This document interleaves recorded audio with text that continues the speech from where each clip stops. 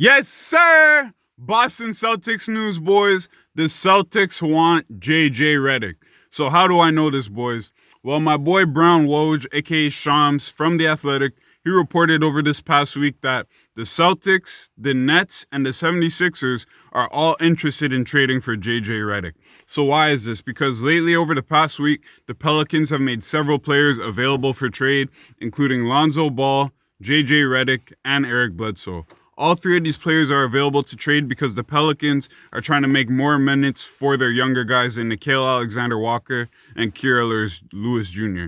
So what does this mean for the Celtics, boys? Why would the Celtics want JJ Redick? Well, let's look at it. So as I said with the Pelicans are trying to trade him. They haven't played him in the last two games, so they're looking to trade him, and the Celtics are a perfect fit for Redick. Let me explain why. So the Celtics right now, they have the 10th least three-pointers made per game in the NBA. They sit at 20th in the NBA when it comes to three-pointers made. What does that mean, boys? It means that the Celtics are not necessarily one of the elite teams when it comes to scoring three-pointers. Maybe their percentage might be with the elite teams, but when it comes to actual volume and the number of hit threes, the Celtics are in the lower third of the NBA. They're actually tied with the Lakers. So another stat that I want to bring up for you guys is bench scoring. The Celtics rank 24th in the NBA in bench scoring. That's a sixth worth bench output in the whole NBA. So the bench is not providing enough scoring for the Celtics on a game-to-game basis. That's where JJ Redick would come in and make sense. As I told you, they're not a big three-point shooting team.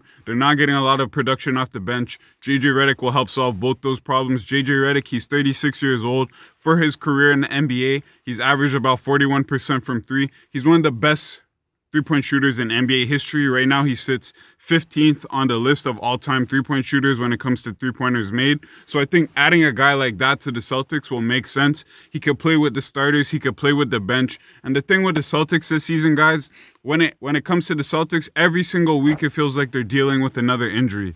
To start the season, Kemba was out, had to work with Marcus, Tatum, and Jalen. Then Tatum goes out with COVID. Kemba comes back, so you still haven't gotten a full roster. You got a full chance at a full roster the other day with Marcus Smart. Then he went down with the injury. He's going to be out for about 3 weeks now. So the Celtics have just not been able to be healthy. And when you have a bunch of guys being injured, you're going to need your bench to step up. And having the sixth worst bench in the NBA is not going to cut it. Adding a guy like JJ Redick will help boost that bench scoring and provide you with some more three-pointers. Obviously, he is a bit of a defensive liability, but I think the Celtics have enough defensive guys on the team that they can overcome that. So what would be the trade in mind, boys? Honestly, in my opinion, I think the Celtics have the best trade package to offer the Pelicans because the Nets, all they have to offer really is Spencer Dinwiddie or Landry Shamet.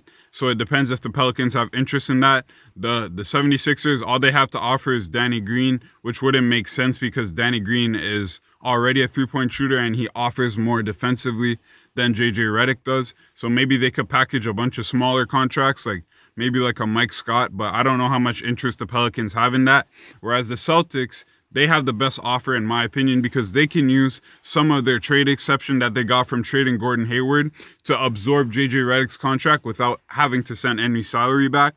And the Pelicans, they would like that because they would get to open a roster spot.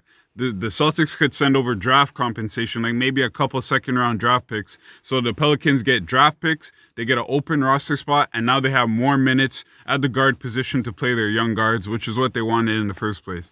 The Celtics, it's a win because they get to use a little bit of that trade exception, but they still can save some in case they want to make a bigger move in the future for a guy to fill the Celtics' biggest problem, which is a power forward. The biggest issue for the Celtics, they need a power forward that can shoot threes at a higher clip as well as defend. Insert a guy like Aaron Gordon or John Collins. That's just my opinion. So you save a bit of that trade exception to use for a trade for a power forward going forward. And then you send some draft picks over to the Pelicans, you get JJ Redick.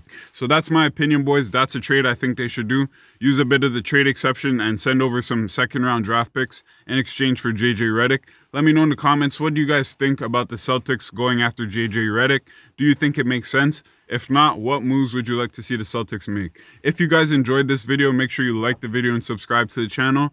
If you want to support the channel so that we can keep bringing these videos out every single week, make sure you join the channel and become a member. You can join the channel, get access to exclusive perks. So check that out if you're interested. Have a good day, boys. Peace.